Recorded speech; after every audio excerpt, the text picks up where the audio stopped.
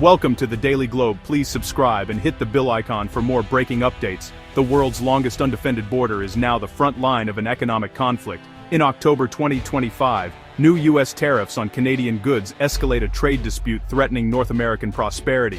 Canada retaliates, and some American companies consider moving north to escape the tariffs.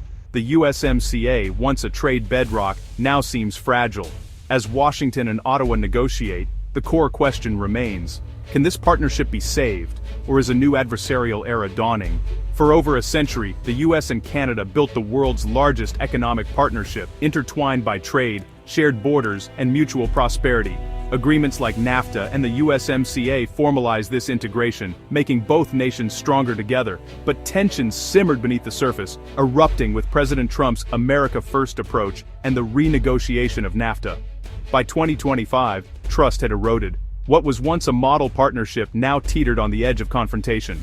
In 2025, US-Canada trade relations hit a breaking point. Tariffs on Canadian steel and aluminum escalated, sparking a series of retaliatory moves. President Trump threatened new tariffs, ending negotiations and intensifying economic pressure. By July, a sweeping 35% tariff on Canadian goods was announced. Markets tumbled, and businesses on both sides of the border panicked. The trade war deepened, with new tariffs on lumber and finished wood products. The USMCA's future is now uncertain as both nations brace for lasting consequences. Canada refuses to back down in the face of economic assault. Ottawa retaliates with $20.7 billion in tariffs and a digital services tax, targeting key US sectors and tech giants. Canada diversifies trade, shifting exports to Europe and Asia, and launches a Buy Canadian policy to support domestic industries. Retaliation, diversification, and domestic support form Canada's survival strategy in this high-stakes trade war. The consequences ripple across industries and borders, reshaping North America's economic landscape. U.S. companies are fleeing north, driven by tariffs meant to protect American industry. For many, tariffs make costs unsustainable, forcing tough choices. Moving operations to Canada bypasses import taxes and keeps supply chains intact. Canada welcomes investment, offering stability and skilled workers. But for the U.S., this means lost jobs and investment. The trade war's real impact? A corporate migration reshaping North America's economy. Beyond politics and corporate strategies, the trade war inflicts real pain on ordinary people. Tariffs are a direct tax passed to consumers as higher prices. Everyday items become more expensive as businesses absorb or pass on duties. In the U.S., car costs rise due to tariffs on Canadian steel, aluminum, and auto parts. Building or renovating costs increase due to tariffs on lumber and cabinets. Grocery bills rise with Canadian retaliatory tariffs on American food products. In Canada, the impact is severe. Industries built around U.S. market access are devastated. The 50% tariff on steel and aluminum is catastrophic. Algoma Steel's CEO says the U.S. market is effectively closed, with lost business unlikely to return. This means job losses, reduced shifts, and hardship for workers and families. The uncertainty freezes investment and hiring. Damage extends beyond factories. In New Brunswick, the lumber industry faces a direct threat from U.S. tariffs. Premier Susan Holt warns of economic harm and considers provincial retaliation. This fractures regional economies and sows division. Farmers, fishers, and small business owners caught in the conflict watch livelihoods hang in balance.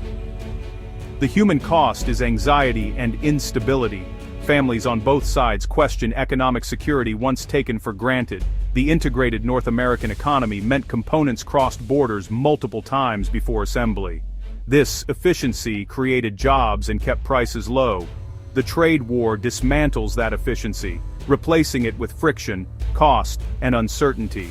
While leaders calculate moves, workers, consumers, and small business owners bear the consequences. The situation creates profound uncertainty, forcing a corporate migration that could alter North America's economic landscape. Trade analysts watch the US-Canada dispute with alarm. The consensus is that Trump's strategy is a high-stakes gamble based on flawed economics. The tariff blitz's premise, that it will force Canada to concede and reduce the US trade deficit, is overly simplistic. Trade deficits aren't inherently a sign of weakness. The US has run deficits during growth periods. The US trade deficit with Canada is smaller than with China and Mexico, making the focus on Canada disproportionate. Analysts criticize the administration's justifications for tariffs. The claim that duties stop fentanyl flow from Canada is debunked. Most fentanyl enters from the South, not Canada.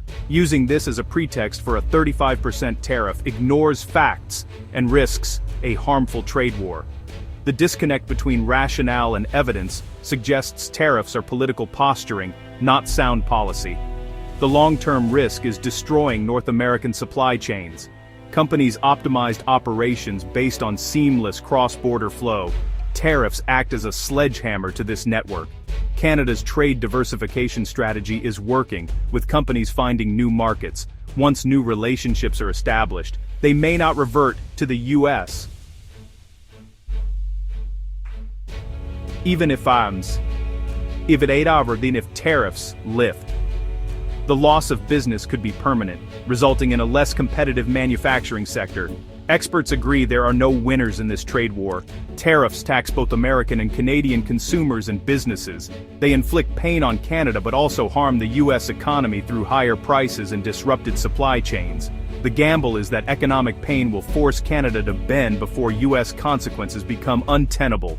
It's a race against time, with two nations' economic well-being at stake. The situation creates profound uncertainty, forcing a corporate migration that could alter North America's economic landscape. The trade crisis is a clash between two leaders with different styles and objectives. U.S. President Trump views trade through a transactional, confrontational lens. His approach involves public pressure, abrupt policy shifts, and using economic strength as a weapon. Guided by America First ideology, he prioritizes eliminating trade deficits and protecting domestic industries. His statements frame the dispute in combative terms. Canadian Prime Minister Carney, a former central bank governor, has a measured multilateral approach. He shows resolve not to be bullied, matching U.S. tariffs with retaliation. In a social media post, Carney affirmed Canada's commitment to defending interests and highlighted progress on issues like fentanyl control. His strategy is weathering the storm while strengthening economic independence. A recent meeting between Trump and Carney highlighted this dynamic. Discussions were respectful but failed to achieve a breakthrough. New U.S. tariffs were implemented days later, suggesting a deep impasse. Trump likely reiterated demands for concessions, while Carney held his ground. The polite language masks a fundamental disagreement on trade principles. This leadership standoff is at the crisis's heart.